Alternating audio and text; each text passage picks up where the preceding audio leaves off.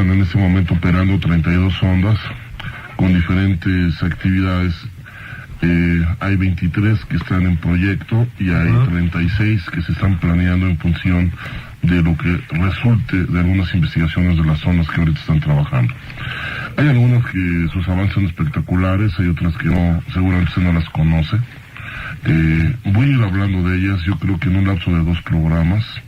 Voy a hablar de estas que están en operación en ese momento. Hablaré de unas 15 en este programa. De las primeras y de las más... ¿15 en este programa? Sí, 15. ¡Órale! Y vamos a hablar de unas 17 siguiente programa, que son menos conocidas. Tocaré algunas ahorita menos conocidas, pues son espectaculares. Y posteriormente, si es de su interés, y usted me lo hace saber a través de los teléfonos, podría hablarle de las que están en desarrollo, de esas 23, que pues están en fechas próximas para ser lanzadas y que también van a ser revolucionarias. De hecho, ese telescopio estuvo observando el día 3 de diciembre pasado del año 2001, dirigido el trabajo por el doctor Konrad Denner del Instituto de Física Extraterrestre de la institución Max Planck. Vieron con el telescopio de rayos X a Venus. Déjame te comento que no había sido antes observado a través de emisión de rayos X planeta Venus. Normalmente ha sido a base de recepción de microondas o incluso observaciones espectroscópicas como reflejo de la luz solar en las nubes de Venus. Este reflejo se origina en las nubes que están a 50 a 70 kilómetros de altura de la superficie, y algo se ha estudiado de Venus y de su superficie y de su composición atmosférica a través de esta radiación, pero nunca había sido estudiado Venus desde rayos X. Bueno, pues el 3 de diciembre el observador espacial Chandra hizo esta observación y francamente encontró novedades importantísimas en Venus. Estas novedades prácticamente van a hacer cambiar otra vez los libros de historia. Esto está grueso, a lo que respecta a ¿Qué dirán las editoriales? Pues no sé, obviamente están fuera de actualización cada semana. Fíjate que el otro día fui al Museo de Antropología y quitaron la exposición de la teoría de la evolución como estaba, como existía, ya la modificaron. Por supuesto, el genoma humano está creando revoluciones extraordinarias. Exacto. Para empezar, déjame decirte... Va a tener que cambiar museos y libros de historia y paso, mecha. Déjame decirte que nosotros tenemos un total promedio de 3 billones de células, o sea, de células en nuestro cuerpo. Estamos hablando de 3 millones de células que componen prácticamente nuestro cuerpo. Pero células sabemos que en su interior hay, de una manera enrollada, una estructura genética, un DNA o ADN, como usted gusta mencionarlo. Si usted extendiera este ADN y de cada célula iba poniendo enfrente de la otra y de la otra, cada una de las hileras de ADN de los 3 billones de células, usted cubriría nomás de ADN en una línea, como producto de un solo cuerpo humano, la distancia de ir al Sol y regresar 600 veces. Esa sería la longitud del ADN que compone el número total de nuestras células de un solo cuerpo. ¿Cómo crees? Así es. Considere usted que la distancia promedio de la Tierra son 150 millones de kilómetros. Bueno, pues iría usted... Habría una distancia de ida y vuelta. Estamos hablando de 300 millones de kilómetros multiplicado por 600 veces. ¿Cómo crees? Eso daría la longitud si desplegamos todos los DNAs de nuestros 3 billones de células.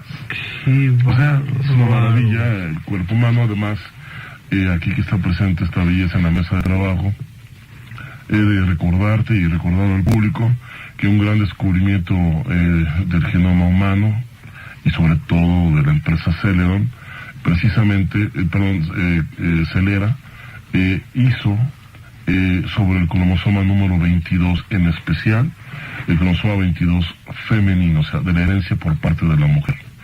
En ese cromosoma 22 está ahí guardada la historia de la evolución genética, o sea, hereditaria, de la especie humana durante 500 millones de años. No así en la herencia del papá.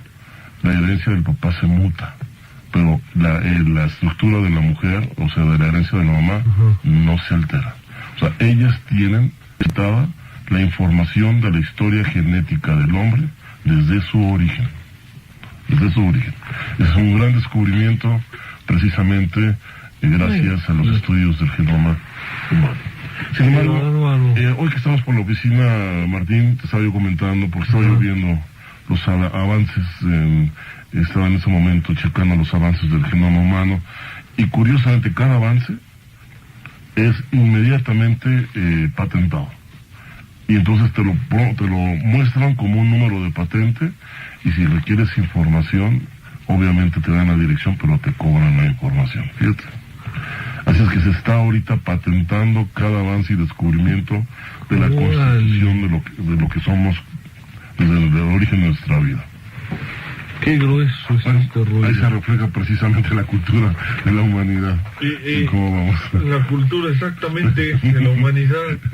Oye, todo patentado, nadie se entera menos que paguen. ¿Y qué es esto? El comercio. Impresionante, ¿no? Punto. Dinero, Qué lamentable. Del mundo. Qué lamentable. Exacto. Y bueno, vamos a conocer las maravillas, qué genes están encontrando para precisamente contrarrestar, por ejemplo, el cáncer hepático, el Alzheimer, por ejemplo, erradicar la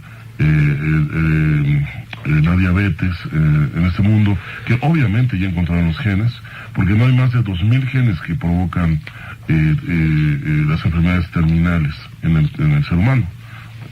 Comentar, estamos hablando de que el número de genes que tiene el ser humano oscila entre 30 y 40.000 genes. 2.000 solamente son los responsables de muertes terminales. Y sin embargo, a pesar de ello, la información no se está haciendo abierta al público y se está restringiendo y se están poniendo llaves y candados por todos lados. Bueno, una noticia muy importante se dio el 2 de enero de este año, a través del Laboratorio de Ciencias de la Tierra de la Escuela Normal Superior de Francia. Anunció que el 2 de octubre, fíjate muy bien, Martín, y también público, escuche con atención, el 2 de octubre del año pasado, se descubrió un meteorito que fue clasificado como NWA 856. Este meteorito es de origen marciano y viene a sumar con 19 encontrados en nuestro mundo. Lo importante de este meteorito, que fue encontrado en el desierto de Sahara, en la zona nor-noreste del desierto de Sahara, en Marruecos, se le encontró en su composición química más de 50 elementos, pero entre ellos encontraron isótopos de oxígeno 17 y 18. Esto quiere decir que la presencia de un isótopo de oxígeno dentro de la estructura mineral de ese meteorito viene a corroborar que en el momento del impacto ese isótopo fue producto de que el impacto creó una temperatura o un campo energético tal que volvió radioactivo a las moléculas de oxígeno que estaban presentes en el medio y quedaron impregnadas en el mineral. O sea que, en otras palabras, la presencia de estos isótopos de oxígeno vienen a corroborar que es muy probable, que hay mucha probabilidad, que en Marte existía oxígeno en abundancia en su historia. Así es que ese es un hallazgo muy importante. No sé por qué nos dan las noticias, como no sé por qué hace 8 días no apareció en las noticias el hallazgo de azúcar en meteoritos por parte de la NASA. Azúcar, así como es. lo mencionabas. No, yo sí sé por qué no salió. Es increíble, o sea, francamente. Yo sí sé por qué no salió.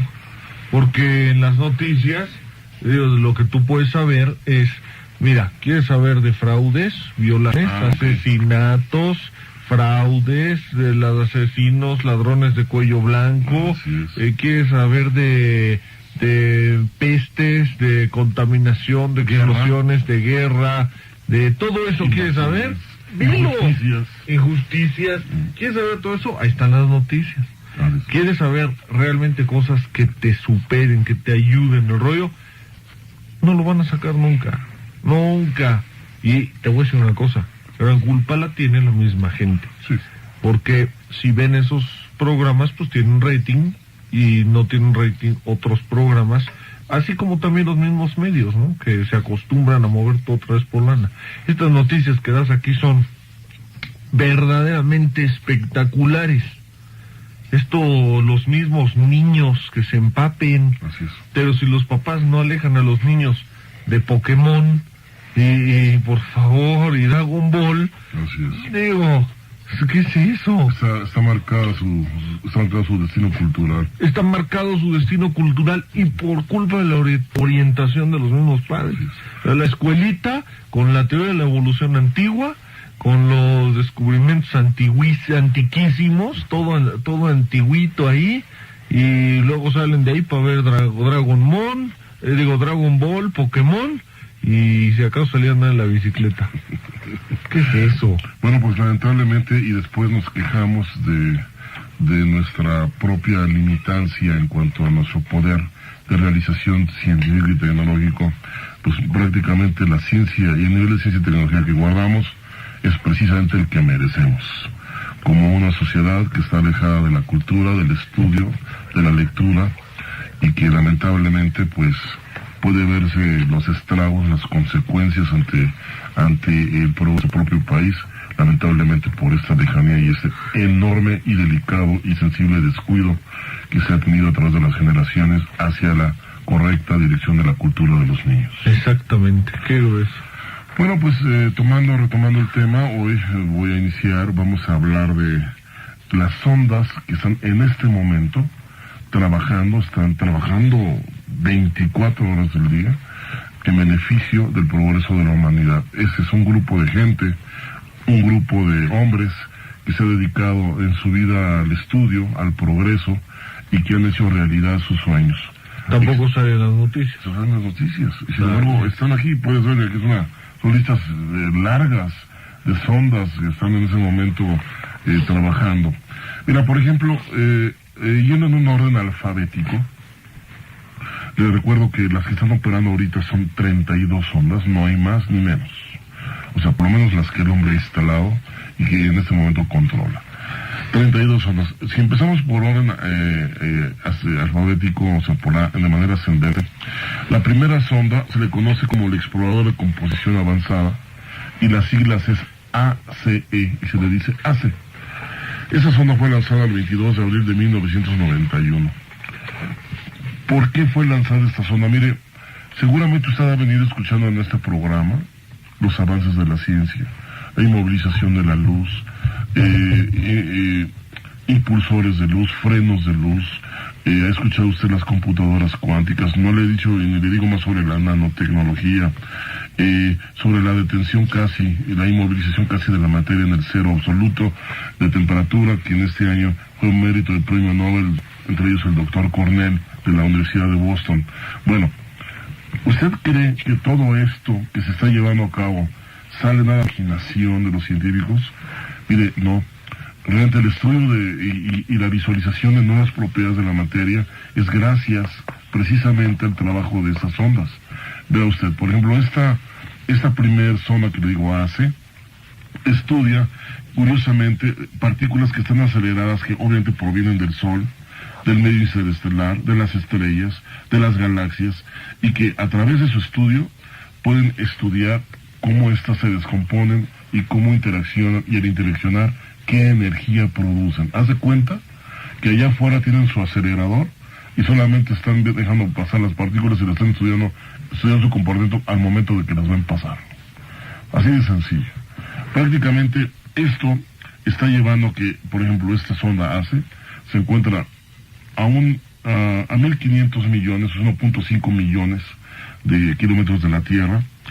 Obviamente está un privilegiado. Si tú consideras que tenemos al Sol, la sonda entre el Sol y la Tierra, y todo el viento solar, pues es un medio de investigación, es un rico caldo de investigación de esta sonda. Pero esta sonda, fíjate qué importante es, y usted seguramente no sabía de esta. Usted debe pensar, bueno, cuando los astronautas están haciendo caminatas espaciales, qué peligroso es que de repente lleguen micrometeoritos y puedan perforar los trajes, y eso lo pueden matar. ¿Sabe usted quién cuida a los astronautas si va en camino a ellos alguna cierta nube densa de micrometeoritos? esta sonda, la ACE. Esa sonda, cuando están los astronautas trabajando, esa sonda es movida y empieza a monitorear todo el medio, precisamente en un lapso de 1 millón de kilómetros.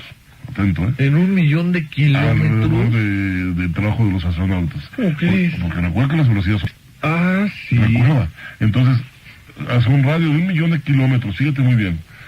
Inspecciona la zona 1 millón de kilómetros a través de sus sensores para ver que no haya riesgos. Solamente así tienen el sí de Houston para salir precisamente a hacer sus trabajos de mantenimiento. En 1 millón de kilómetros. Pero no sabían de esa sonda. Y esa sonda, ese es su trabajo. A ver, espérame. Déjame ubicar esto que estás diciendo porque se me funde el cerebro. A ver, es que no juegues, 1 millón de kilómetros. Así es, 1 millón de kilómetros. La distancia de aquí a la Luna son... Más. Por eso. Son 3 veces. Por eso, pero la distancia de aquí a la Luna es de 400,000 kilómetros. 2 y media veces la distancia de aquí a la Luna es lo que esa sonda puede percibir con sus sensores. Y está monitoreando todo ese radio precisamente para su vigilancia representa la seguridad de esos astronautas y que no sean víctimas de impactos por micrometeoritos. A ver, ¿cuánto mide un micrometeorito? Puede ser a razón de 1 centímetro, medio centímetro o incluso milímetros. 1 milímetro o medio milímetro. ¿Y eso percibe una sonda 1 millón de kilómetros? ¿Pero cómo? A través de ondas. Qué grueso. O sea, la sonda emite y obviamente regresa. O sea, los percibe perfectamente. ¿Y a qué velocidad? Varía. Tú sabes que los micrometeoritos pueden dar 70 kilómetros por segundo, incluso más. 125, 130 kilómetros por segundo.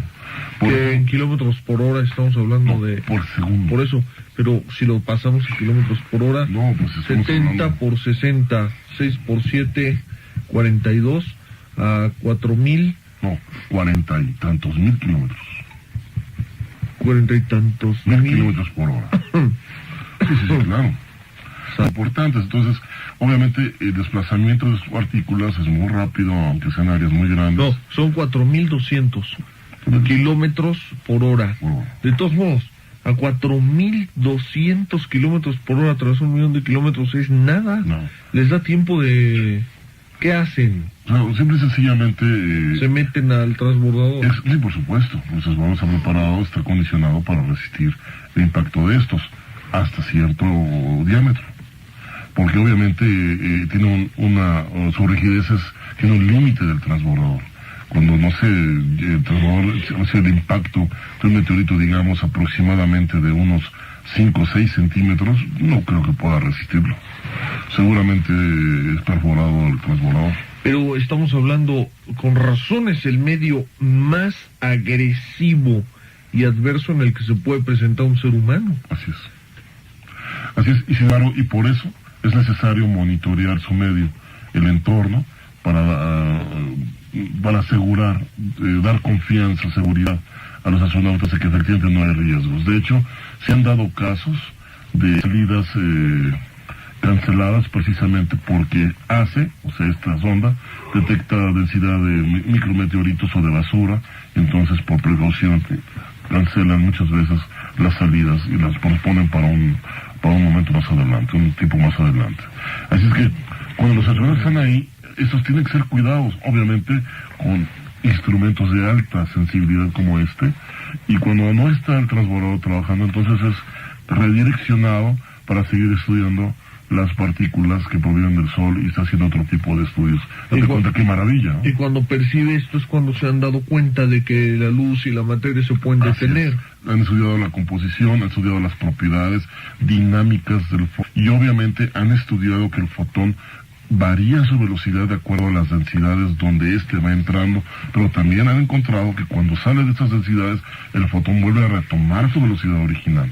Entonces, ante semejantes propiedades, esto ha llevado a los científicos a tratar de recrearlas y controlarlas en laboratorio, lo cual ya se logró. Y eso es interesante porque un fotón toma velocidad porque la fuente lo impulsó. Así es. Pero si entra un medio donde se detiene, después, ¿cómo rayos acelera? Eso es algo muy interesante. Lo que pasa es que el fotón, como no tiene masa por definición, parece ser que el secreto de su potencialidad, de su velocidad, no radica propiamente en una combustión nuclear dentro del Sol, sino más bien en la reacción de su propia energía con el estado mínimo de energía del universo, que es precisamente el estado cero o el vórtice cero, que aquí hablamos hace 8 días. Sí, exacto. Entonces parece ser que la relación de estos dos crea siempre el disparador para que el fotón siempre esté en movimiento, siempre cuando esté en contacto con él. Siempre si tú cambias el medio y ahora... Porque ahora resulta entonces que el movimiento también es relativo. No, por supuesto. Pues sí, pues si el tiempo es relativo, el movimiento es lo que genera Einstein lo tiempo. demostró su relatividad. El tiempo Qué bárbaro, qué bárbaro. Ay, Dios mío. Esta misión ACE, o esta sonda ACE, pues tiene aproximadamente unos 11 instrumentos de precisión extraordinarios. Aquí tengo el desglose. Obviamente, estos pueden detectar protones, electrones, pueden monitorear partículas alfa, pueden monitorear, por ejemplo, a través de espectrómetros partículas ionizadas, pueden determinar en un momento dado isótopos que provienen del Sol, que pueden ser nocivos a los sistemas de telecomunicaciones, en fin, fíjate nada más todo el espectro, nada más este satélite está monitoreando y está avisando en un momento dado los peligros que pueden llegar a los sistemas de comunicación, al transbordador, a los astronautas, incluso al mismo planeta si el viento que proviene del Sol es altamente energizado. Lo puede calcular esta sonda, y esta sonda obviamente da el alerta y es un gran aliado de la humanidad, este vigilante. A ver, estás hablando de una sonda. Sí, estamos hablando de la primera. 30 y tantas. Sí, Y esta sonda parece ser un todo. Cada uno es una maravilla. Pero vas a ir viendo ahorita algunos que es una maravilla. Por ejemplo, la otra sonda en orden alfabético, o si pasamos, la única que está en el orden de la A es esta ACE. En la B no tenemos ni una. En el orden de las C, en el orden alfabético C, pues tenemos la misión Cassini, la misión Huygens, que fue lanzada el 15 de octubre de 1997. De la que hemos hablado ya aquí también. Va a arribar allá a Saturno el 1 de julio del año 2004. ¿Sabes tú? Esta sonda lleva dentro de ella una sonda hija, o sea, la sonda Cassini, de la sonda madre, y dentro de ella una chiquita, que es la sonda Huygens, que esta se va a separar 2 meses antes de que llegue a Saturno.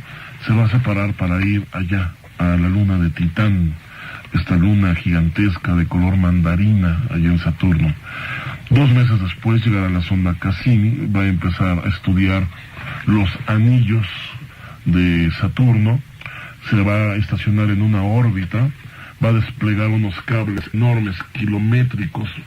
Estos cables van a estar chocando con el campo magnético de Saturno.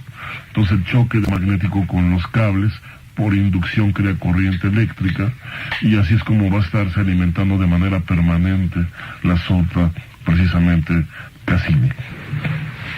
Cassini va a estudiar la composición de los anillos, ya que los científicos sospechan que la composición de estos anillos pueda revelarnos algo sobre la materia primigenia del sistema planetario, que de alguna forma la gravedad de Saturno la capturó.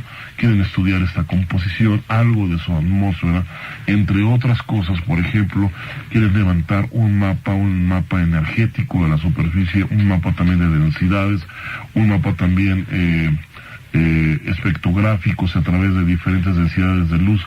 Quieren estudiar todo lo posible de Saturno y sobre todo determinar si hay parte sólida de Saturno y a qué profundidad está, y determinar el espesor de su atmósfera y su composición, por supuesto. ¿Y por qué piensan que ahí hay una explicación al origen del universo en los anillos de Saturno? Porque ellos creen que la materia que capturó Saturno es materia que era propio de la nebulosa planetaria materia madre que formó tanto al Sol como a los planetas. Entonces, si esto es así, entonces su estudio pudiera ser muy interesante para investigar ese tipo de origen, en el caso de nuestro sistema planetario. Pero la sonda Huygens, 2 meses antes, se separa de la sonda Cassini y en una trayectoria balística entra precisamente a Titán. En Titán atraviesa su atmósfera, despliega un enorme paracaídas, y conforme va cayendo esta sonda a gran velocidad, va a ir analizando su composición química de la atmósfera, temperatura, el campo magnético, ver si existe una capa de iones en la parte superior de Titán, y va también a detectar las puntas más altas que pueda en su radio detectar de la superficie de Titán, en el caso si hay montañas, si existe nieve, de qué está compuesta. Se cree que hay nieve de metano, también se cree que los océanos que hay ahí en Titán son océanos de metano. En fin, una enorme investigación cuya investigación es fundamental para poder terminar el desarrollo de la sonda que se pretende enviar antes del 2006 otra vez a Titán, que está en ese momento en preparación. Y esta es la sonda Cassini con su sonda hija. Esta es la sonda Cassini, lanzada el 15 de octubre del 97 y el 1 de junio del 2004. Todo lo que nos has dicho, y apenas van 2 sondas. Sí, van 2 sondas. Oh, y son 32. 32. Sácate. Ojalá no se aburra el público, ¿Eh? No se aburra el público. Oh, loco, se va a aburrir, Dios, por favor. A ver, échale. La tercera sonda, en orden alfabético, después de la Cassini, pues la que le mencioné hace un rato en la noticia, que es la sonda Chandra, la sonda de rayos X. Esta, que fue lanzada el 23 de julio de 1999 a las 12:31 AM, tiene por misión investigar en la frecuencia de rayos X todo lo que pueda haber en el universo, incluyendo el sistema planetario y la Tierra misma. Esta sonda, cuando fue lanzada en su primer fase, su órbita alcanzó de 320 a 64.000 kilómetros. Después se encendieron otros cohetes y volvió a alejarla más en una órbita elíptica, y la alejó, y actualmente tiene una órbita que oscila entre 10.000 kilómetros de alejado de nuestro sistema, de nuestro planeta, a 140.000 kilómetros. Tarda 64 horas 18 minutos en dar una vuelta sobre sobre su órbita. Y esta sonda, ¿cuánto tarda? 64 horas con 18 minutos. ¿Qué? Estamos hablando de una separación mínima del planeta de 10.000 kilómetros a 140.000 kilómetros. 140.000 kilómetros, ¿qué, por hora? No, de distancia. De distancia. De la superficie terrestre. ¿Y a qué velocidad viaja? Pues hace el cálculo, se tenía que calcular todo lo que es la distancia que corresponde a su órbita y dividirlo entre el tiempo, ¿no? Uh-huh. Distancia entre el tiempo, ¿no? Toda la evolución, ¿no?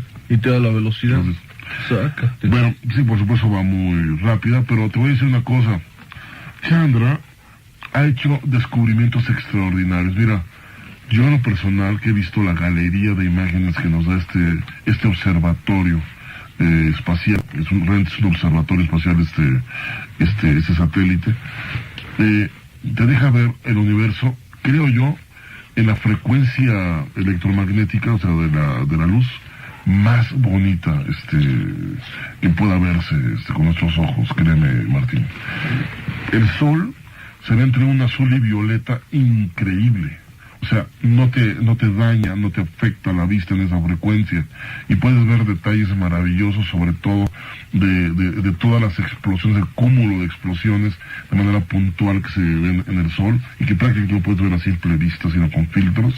En el caso a través de la frecuencia de rayos X se ven de manera nítida y sin ningún tipo de daño a la vista. Y créeme, ha detectado supernovas, ha detectado atmósferas de planetas extraterrestres, ha detectado imágenes de nuestro Sol, imágenes de distintos planetas, Marte, la Tierra. Se acaba de desplegar la información. Ahora mencionaste atmósferas de planetas extraterrestres. Por supuesto. Todo planeta es extraterrestre.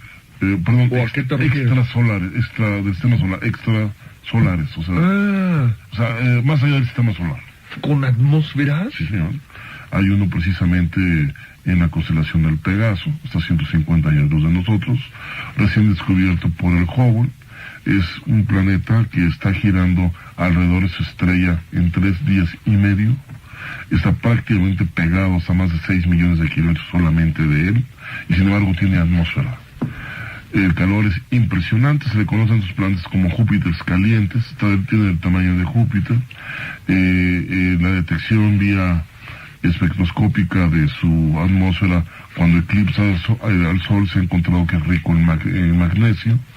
En fin, sin embargo, la velocidad de traslación alrededor de su estrella y la de rotación que le es propia le permite mantener su atmósfera a pesar de estar tan cerca del Sol. Recuerde usted que cuando un planeta con atmósfera está cerca del Sol, el viento solar prácticamente lo que hace es barrer lo que es su superficie. Por eso Mercurio no tiene atmósfera, por su cercanía al Sol. Venus sí ya tiene la distancia y la gravedad suficiente para poderla mantener y resistir, gracias a su campo magnético, la inclemencia que pueda recibir del Sol.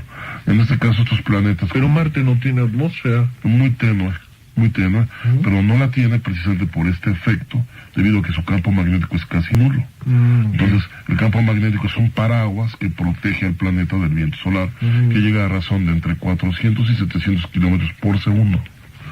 Es la velocidad como llega el viento solar a un planeta. Entonces, si nuestro campo magnético de la Tierra no es como el que tenemos ahorita, no existiríamos. No habría vida no superficial. Sería barrido completamente toda la ecología. Entonces hay que aclarar que un planeta tenga atmósfera no es sinónimo de que tenga vida. No, por supuesto que no es sinónimo, pero sí, pero un planeta que tiene un campo electromagnético es un planeta que tiene las condiciones de poder generar una atmósfera y conservarla. Y si este planeta puede generar una atmósfera rica en oxígeno, rica en hidrógeno, es posible que pueda generar agua. Y si recibe de alguna forma calor por cerca de una estrella o un planeta gigante, como en el caso de Júpiter, y puede recibir materia orgánica, es muy probable que pueda generar vida.